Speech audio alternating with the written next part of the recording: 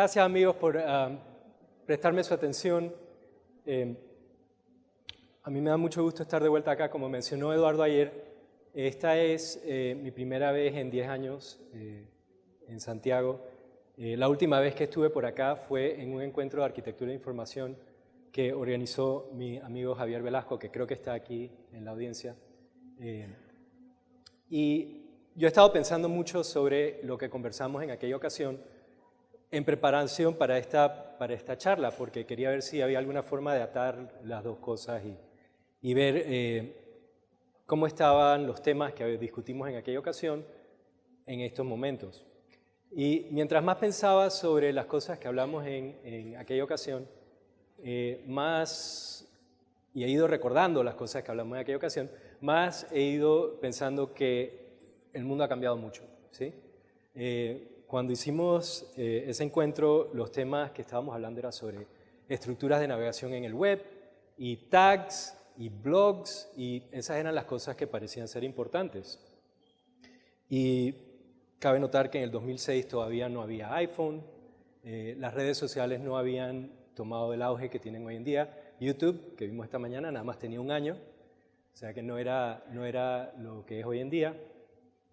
Todavía no había el tema este de Internet of Things y todos estos dispositivos inteligentes conectados a Internet, ni habían artefactos cuya interfaz era primordialmente la voz con inteligencias artificiales por detrás. O sea, la forma en que las personas consumen la información, los entornos informáticos que diseñamos nosotros, ha cambiado mucho en los últimos 10 años. Y yo pienso en esto a menudo porque lo rápido que cambia nuestro campo, porque mi formación es como arquitecto de edificios. Y la arquitectura es uno de los campos de diseño, sino el campo de diseño que produce los artefactos más duraderos. ¿Sí? Los edificios están hechos para durar mucho tiempo. Y cabe notar que los edificios no solamente tienen propósitos utilitarios. Nosotros no construimos edificios como este solamente para protegernos de los elementos, sino que los edificios también cuentan historias sobre quiénes somos. Cuentan historias sobre nuestras estructuras sociales, nuestras estructuras políticas, lo que nos ha ocurrido como gente, ¿sí? Y quedan como articulaciones en el entorno físico de esas cosas, ¿vale? Entonces, a mí me anima mucho el contraste que hay entre mi formación como arquitecto, produciendo estas cosas extremadamente duraderas, y mi práctica actual. Yo principalmente diseño software. Y si bien la arquitectura produce algunos de los artefactos más duraderos, el software produce algunos de los artefactos más efímeros. Y ayer estábamos escuchando sobre eso en la charla de Molly, que entrevistó a Alan Cooper, y Alan decía que quería usar una motosierra en la arquitectura, y por eso es que diseña software, pues el software se puede modificar fácilmente.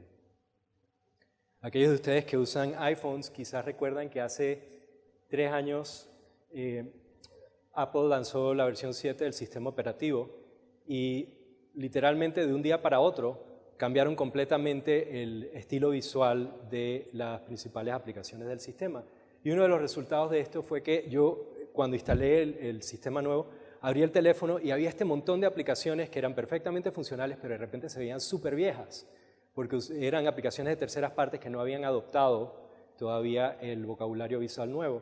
Y de un día para otro, ese contexto se convirtió en una cuestión un poquito caótica o diferente, o por lo menos las aplicaciones que tenía antes ahora se veían como que no pertenecían tanto como lo hacían antes, ¿sí?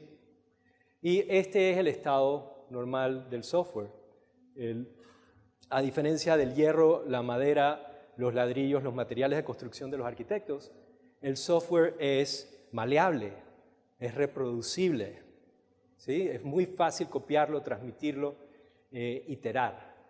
En la presentación anterior, Ellen Kiss nos habló de la agresividad con la que están lanzando versiones nuevas del app. Esta es la naturaleza del software. El software mejora muy rápidamente, se hace cada vez más barato, se hace cada vez más poderoso.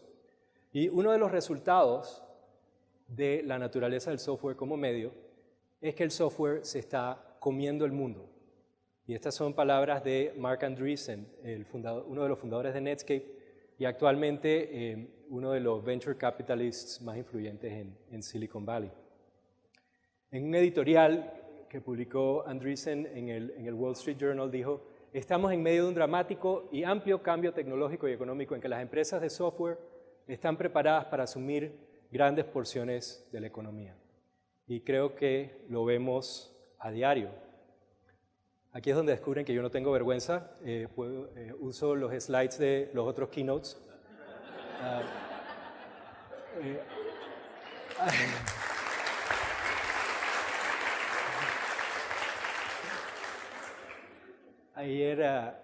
Ayer Jim nos habló de una serie de industrias, productos, etcétera, que han sido disrupted, ¿no? Interrumpidos. Y si ven la lista, nada más hay uno de esos que uno puede debatir que quizás no fue influido por el software, pero todos los demás son resultado de los cambios tecnológicos que vemos en el mundo. Ahora, el software no solamente está cambiando industrias existentes, el software también hace posibles cosas que antes eran imposibles y hasta cierto punto nos da superpoderes. Y algunos de estos superpoderes cambian la forma en que nos relacionamos con nuestros entornos físicos de manera fundamental. Inclusive algunas industrias que uno pensaría que están inmunes a ser disrupted, interrumpidas, como por ejemplo los restaurantes, que dependen del mundo físico, porque uno tiene que ir en persona a comer ahí, están sintiendo los efectos de esta aplicación de una capa informática que estamos añadiendo al mundo entero y que está cambiando de manera considerable nuestra relación con nuestro entorno. Hay una cita que a mí me gusta mucho de un diseñador y escritor estadounidense llamado Edwin Schlossberg. Dijo: la habilidad de escribir es crear un contexto en el que otras personas puedan pensar. Y como ya ustedes saben que yo no tengo vergüenza, me robé esta cita y la cambié un poquito. Y yo digo que para nuestro campo, la habilidad de diseñar es crear un contexto en el que otras personas pueden trabajar, jugar, aprender, ahorrar, pueden conocer a su pareja o inclusive pueden buscar el mejor lugar para comprar helado cerca de aquí. Ayer Alex nos habló del proceso de diseño del icono de Netflix y nos dijo, usó una frase muy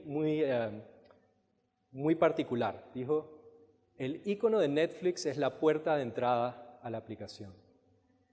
Y yo no creo que esa es una metáfora accidental. Yo creo que nosotros pensamos sobre estas cosas que estamos haciendo y que estamos usando como unos tipos especiales de lugares donde vamos a hacer cosas diferentes. Ayer Molly Stinson nos dijo que la información es algo que habitamos y yo creo que eso es cierto. Yo creo que estamos cada vez más habitando la información. Y para mí, como alguien que fue formado como arquitecto, esta idea es embriagadora porque básicamente significa que las cosas que yo aprendí en la universidad las puedo aplicar acá de una u otra forma. Así que este es un tiempo muy chévere para hacer lo que hacemos nosotros. Mi preocupación es que cuando converso con muchos diseñadores que están en el campo, encuentro que están enfocados en problemas muy particulares. Están enfocados en diseñar un app, o están enfocados en diseñar un sitio web, o están enfocados en diseñar inclusive pantallas, o sea, a ese nivel de granularidad. Y, como dije, por la naturaleza del software, estas cosas tienden a tener una vida relativamente corta. O sea que el enfoque, la mentalidad del tiempo que van a durar estas cuestiones es relativamente corta.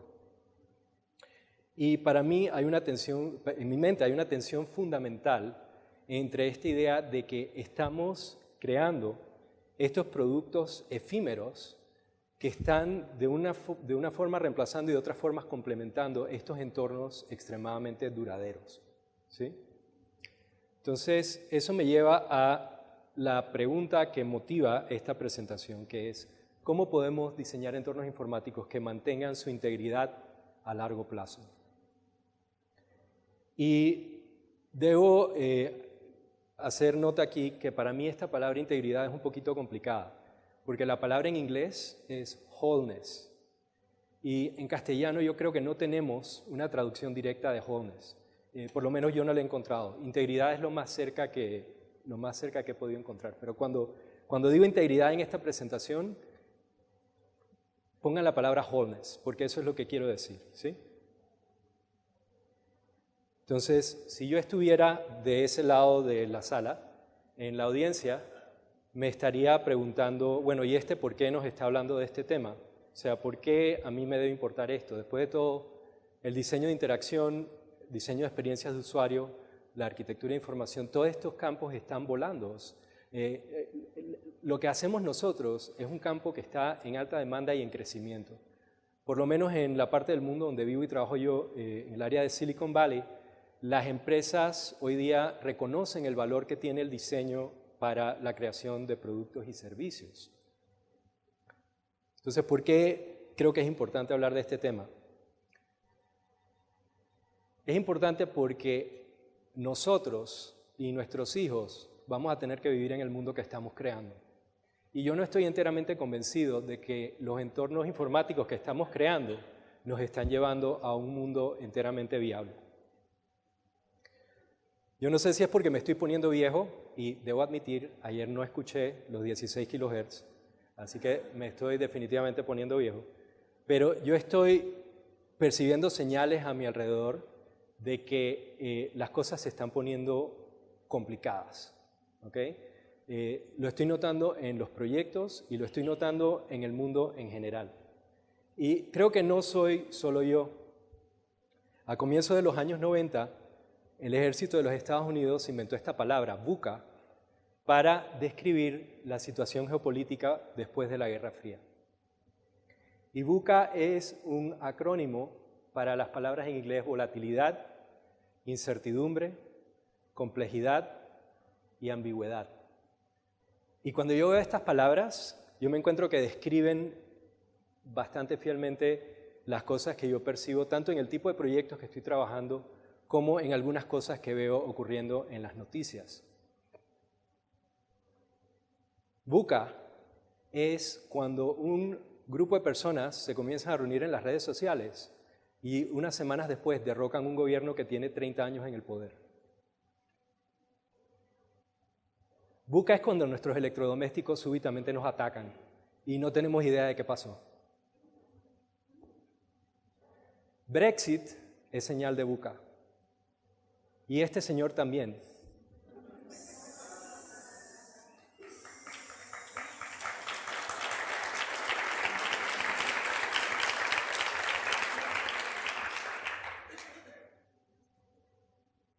Los entornos informáticos que nosotros estamos creando influyen en las cosas que pasan en el mundo.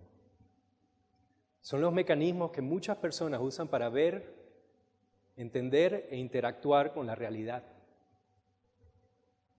Los entornos que creamos pueden ayudarnos a abrir mentes o pueden atraparnos en estas burbujas de opinión que nos hacen pensar que todas las personas piensan igual que nosotros. Entonces yo creo que nosotros tenemos una responsabilidad como las personas que están ayudando a crear esta realidad, a velar por la integridad de estos entornos a largo plazo. Entonces lo que les quiero presentar en el resto de la charla son 3 perspectivas que creo que nos pueden ayudar a hacerlo. La primera perspectiva es que todos los entornos informáticos, todos los productos y servicios que estamos creando nosotros, tienen estructuras semánticas que los subyacen. Ya sea que fueron diseñadas a propósito o no. Y créanme, hay muchos casos en que no han sido diseñadas a propósito. Y estas estructuras cambian más lentamente que otros aspectos de la experiencia. Y esta idea es algo que yo he tenido en mente, pero a mí me saltó a la atención cuando estaba trabajando en la 4ª edición del libro del oso polar, porque una de mis tareas en ese proyecto fue visitar todos los ejemplos que habían en el libro y actualizarlos. Y ese libro fue escrito en el 2006, 2005-2006, o sea que para el tiempo que tuvimos el encuentro acá.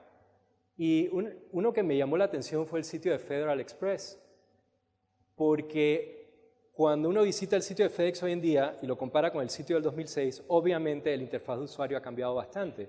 El sitio, en ese tiempo las pantallas eran más pequeñas, teníamos otros estilos visuales y demás. Recuerdo eso de los tabs con la esquinita tronchada, era algo que estaba popular en esa época. Pero si ustedes ven la agrupación principal de este sitio, se ha mantenido relativamente estable en los últimos 10 años. Hay algunas cosas que son diferentes, hay algunas cosas que han cambiado de jerarquía, pero casi todas las cosas que uno encontraba en el 2006 están ahí este año. Entonces, la lección aquí es que hay cosas en el mundo que cambian, pero que no cambian a la misma velocidad, que aspectos de esa cuestión no cambian a la misma velocidad. Me da un permisito aquí. Y hay un modelo para pensar sobre estas cosas, y es un modelo que viene del campo de la arquitectura. Esto se llama Pace Layers. Quizás algunos de ustedes lo han visto, es un modelo que tiene ya varios años, pero esto lo originó un arquitecto llamado Frank Duffy, pero se hizo popular con la publicación de un libro de Stuart Brand llamado How Buildings Learn, What Happens After They're Built. Y lo que dice este modelo es que los edificios están compuestos de diferentes tipos de elementos que cambian a diferentes velocidades, ¿sí? Entonces, como pueden leer este diagrama, es que las capas inferiores cambian más lento que las capas superiores. Y comienzan por el sitio en el que está construido el edificio, o sea, la tierra en la que está plantado. Y eso cambia a una velocidad geológica, ¿sí? Encima de eso está la capa estructural del edificio. La capa estructural son los elementos que ayudan al edificio a desafiar la gravedad, ¿sí? Entonces, esos tienden a ser la parte más sólida del edificio y por ende es la más difícil de modificar. Cambiar la estructura de un edificio es bastante costoso. Luego viene la piel del edificio, los servicios como electricidad, plomería, etc. Las divisiones internas y por último, la capa más rápida, son las cosas que hay dentro del edificio. Por ejemplo, estas sillas, cuando se acabe este evento, las pueden sacar de aquí y cambian este espacio, ¿sí? O sea que esa capa es extremadamente maleable. Y uno de los puntos que hace Brand en el libro este es que como las capas cambian a diferentes velocidades, normalmente hay fricción entre ellas y ahí es donde hay fallas en los edificios. Y también, si uno quiere modificar un edificio, es más fácil modificarlo en las capas de arriba que en las capas inferiores. Y este modelo es extremadamente útil para entender un montón de fenómenos en el mundo. Y Brand, en un libro subsecuente llamado The Clock of the Long Now, lo expandió para explicar cómo cambian las civilizaciones. O sea, lo llevó a un nivel mucho más alto. Dijo, ¿sabes qué? Las civilizaciones también cambian así. Y este modelo es parecido al modelo de los edificios. Las capas inferiores cambian más lento que las capas superiores. Y la capa inferior comienza con la naturaleza, nuevamente cambia a velocidad geológica, cultura, gobernancia, infraestructura, comercio y por último moda. Moda y arte, que cambia con mucha frecuencia, ¿no? Y uno escucha que la colección de, yo no sé, tal diseñador que está haciendo exhibición en París y cambian la de primavera, la de otoño, etc. O sea que las capas superiores cambian más rápido. Y una de las observaciones de Brand en esta versión del diagrama es que la capa superior es donde la civilización experimenta con nuevas ideas.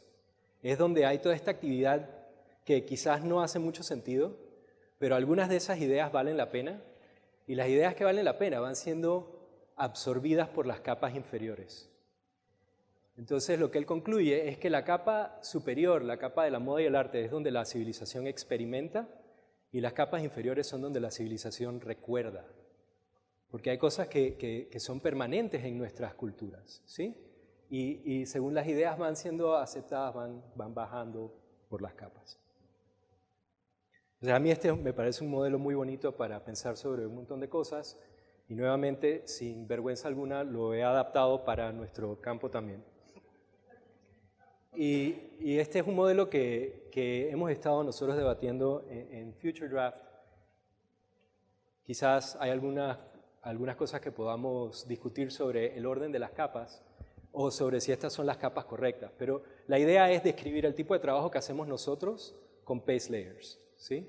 Y lo que estamos queriendo decir aquí es que la capa base, la capa que cambia con menos frecuencia, es el propósito, que es, le hace el valor que añade esta organización o este producto en el mundo. Luego ese propósito es articulado como una estrategia. ¿Cómo vamos a lograr esto? ¿Sí?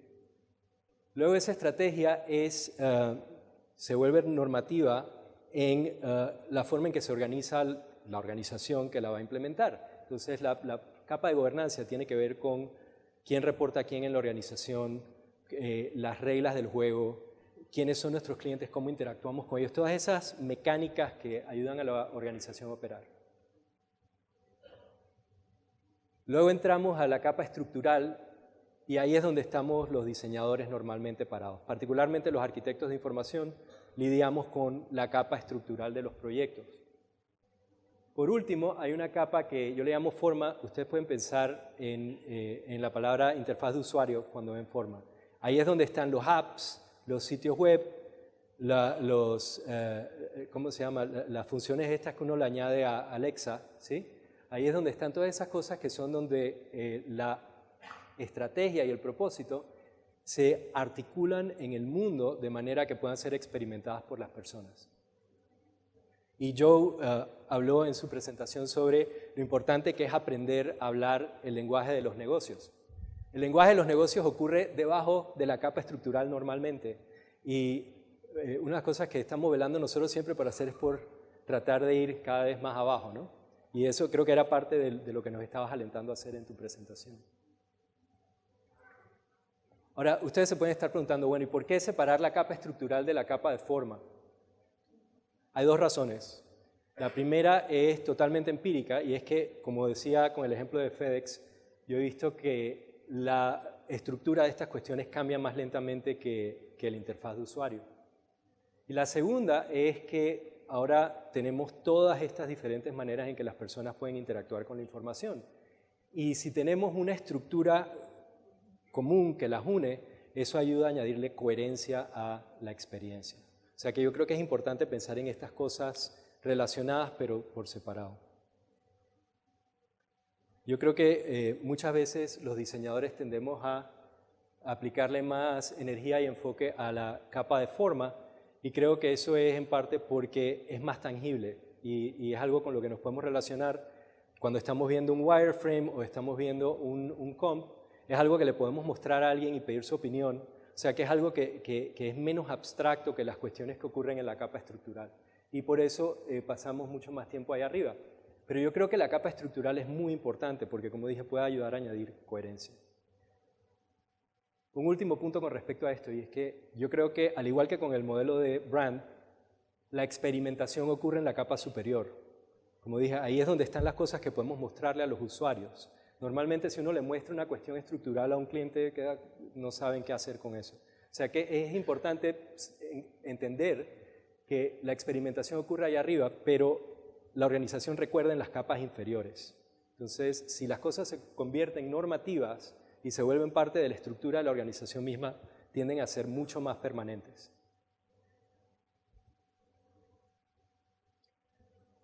La segunda perspectiva que les quiero ofrecer es que las cosas que diseñamos no existen por sí solas en el mundo.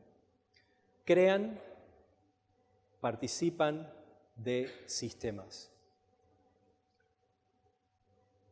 ¿Qué es un sistema? Un sistema es un conjunto de elementos interconectados o interdependientes que forman un todo complejo. Piensen en su organismo, ¿sí? su persona. Nuestro organismo está compuesto de órganos, de subsistemas como el sistema circulatorio, y todas estas cuestiones trabajan en conjunto para formar a una persona. Y ese conjunto tiene un propósito, y el propósito en el caso de un ser humano es mantenerlo vivo, ¿sí? Entonces tenemos, por ejemplo, mecanismos que nos ayudan a regular la temperatura. Si el cuerpo necesita energía, sentimos hambre, y hay estos feedback loops que permiten que el sistema siga funcionando.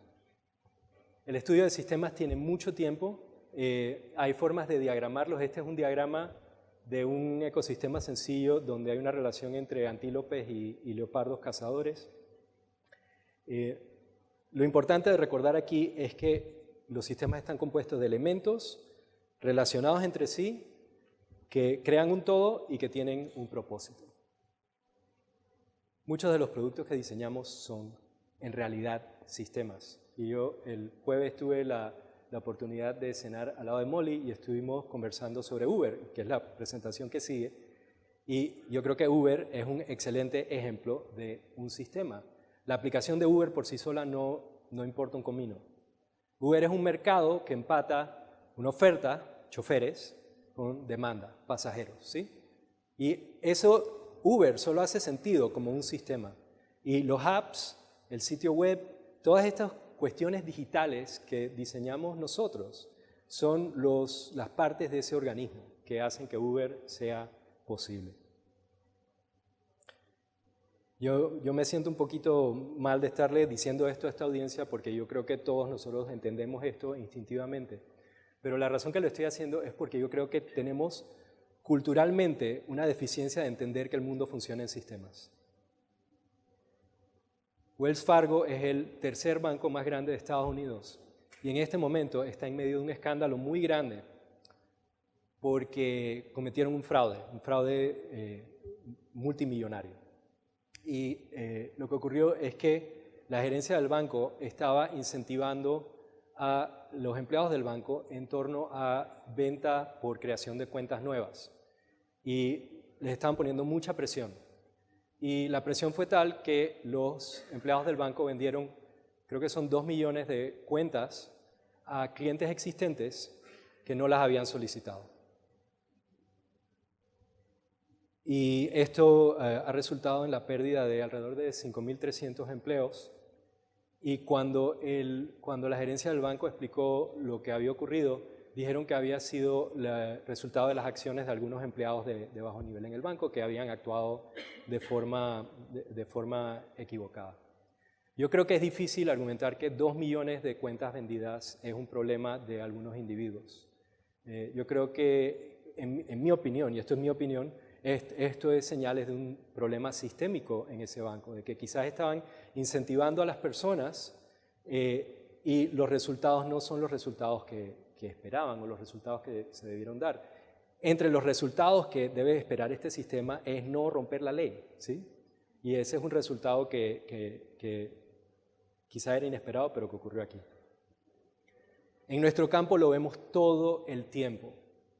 Y yo creo que este se ha convertido casi en un cliché en estas conferencias, pero iTunes solía ser el ejemplo que usábamos de cómo hacer un sistema bien diseñado. Cuando salió el iPod, la idea está de que el iPod nada más te permitía escuchar música y la música la manejaba uno en la computadora y se conectaban fácilmente y todo este rollo. De hecho, hay un libro de Adaptive Path llamado Subject to Change de hace ya muchos años que presenta el ejemplo de iTunes como un ejemplo de cómo hacer esto bien. Pero iTunes ha crecido y comenzaron a vender películas y comenzaron a vender programas de televisión y comenzaron a vender apps y comenzaron a stream música y comenzaron a hacer todas estas cuestiones y el sistema no ha crecido de una forma elegante, digamos. Y ha habido mucho enfoque, en mi opinión, nuevamente, esto es un rant, ¿okay? Esta presentación entera es un rant. El sistema no ha crecido y el enfoque ha estado en el diseño de las aplicaciones, más que en pensar cómo está funcionando el sistema por detrás. Y el resultado es que hay muchas personas que están teniendo problemas. Entonces, ¿cómo podemos los diseñadores pensar un poquito más sistemáticamente? Yo siempre vengo informado de la arquitectura. Recuerden, la idea era, estamos manejando elementos que están interrelacionados con propósitos. Y hay formas de diagramar estas cuestiones, ¿sí? Entonces yo, por lo general, trato de no comenzar viendo la interfaz de usuario, o si comienzo viendo interfaz de usuario es para informar este tipo de cosas. Esto viene de la arquitectura, es lo que se llama un diagrama de burbujas. Y esto lo hacen los arquitectos cuando están tratando de entender la relación entre los espacios en un edificio antes de comenzar a pensar en la estructura, la forma de las paredes, las ventanas, todas estas cuestiones que tienen que ver con la forma del edificio. Y en nuestro campo existen diagramas de este tipo, existen formas de hacer esto. El miércoles Jeff Johnson dictó un taller sobre modelos conceptuales. Yo le venía contando que el libro que él escribió con un coautor sobre Conceptual Models es el libro de referencia que yo le he estado apuntando a la gente para aprender cómo hacer esto en nuestro campo. Y esa es una forma de hacerlo.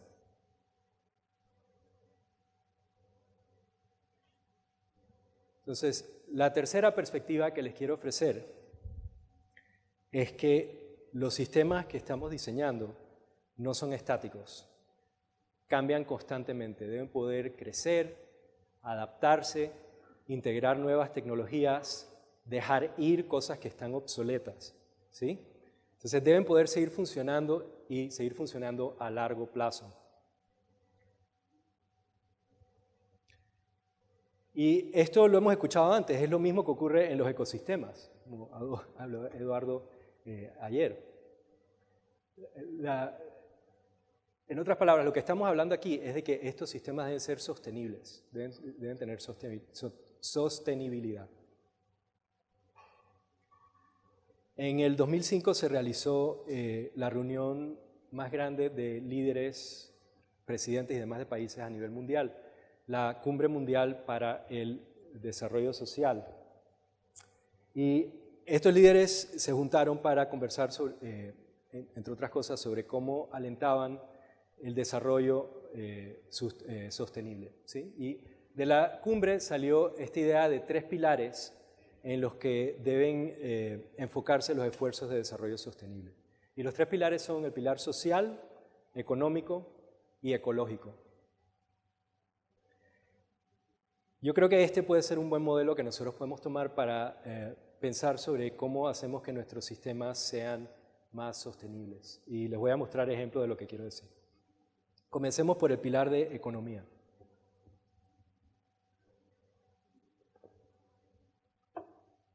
Yo creo que está de más decir que las cosas que creamos deben poder generar suficientes recursos para continuar andando, ¿sí?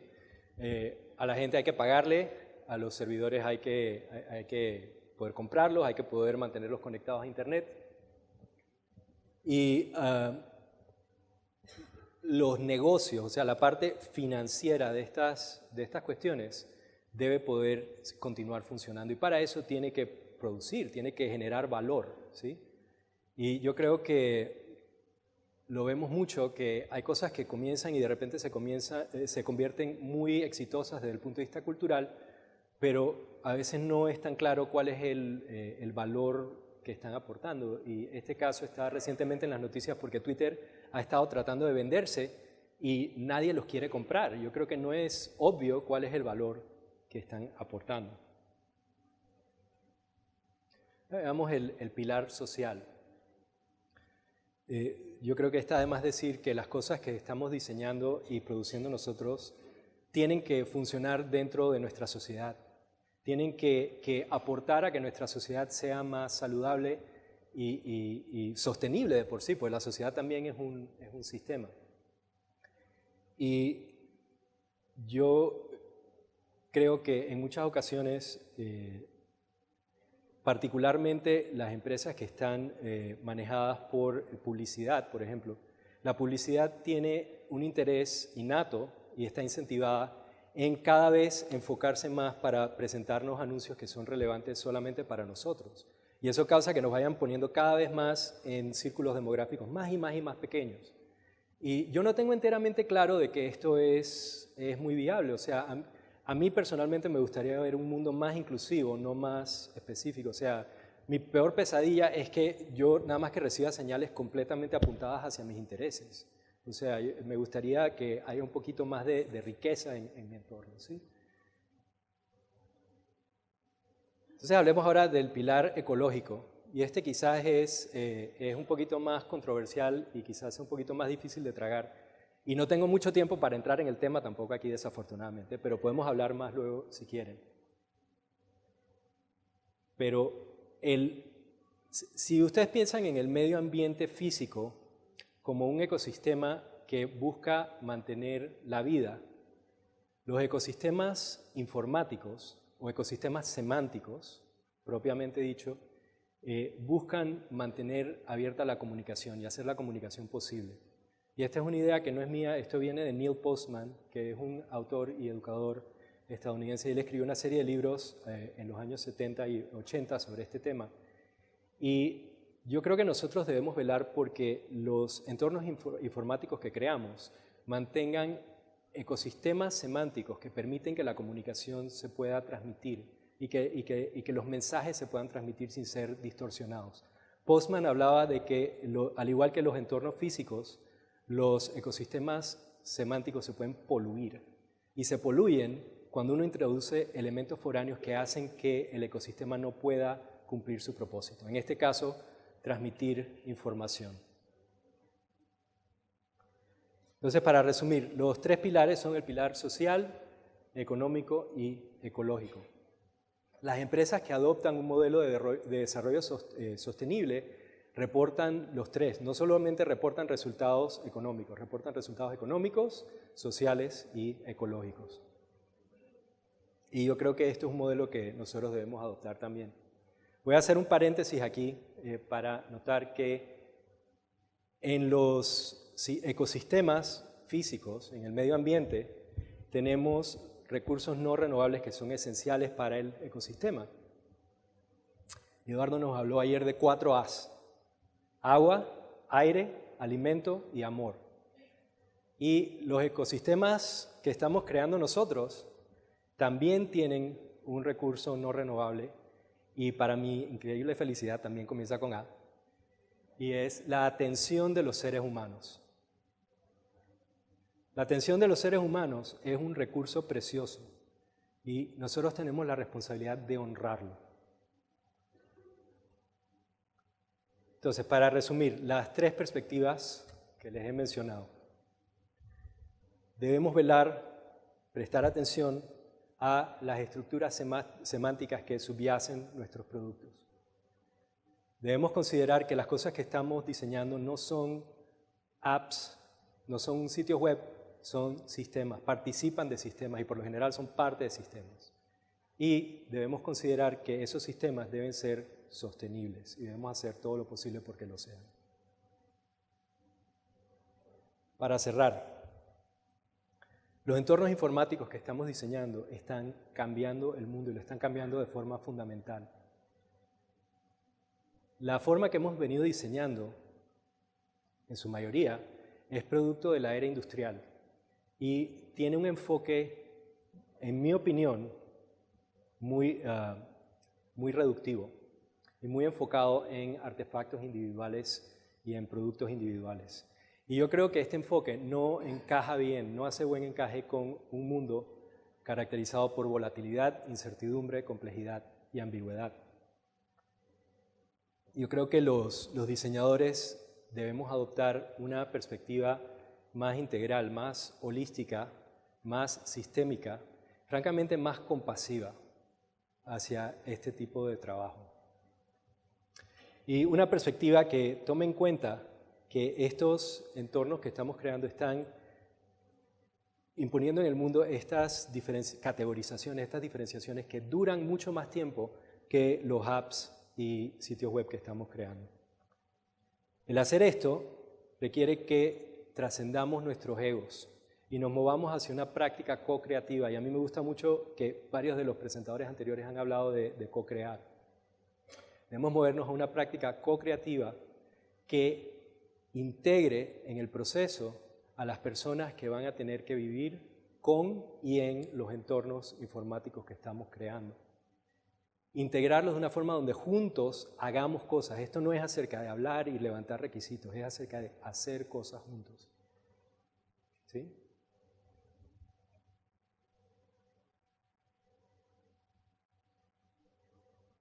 A mí me inspira mucho el trabajo de Christopher Alexander y me puse muy contento ayer cuando 2 de los presentadores mencionaron su trabajo, porque quiero cerrar la charla con una cita de Alexander que a mí me llena de energía. Él dijo, "Making wholeness heals the maker".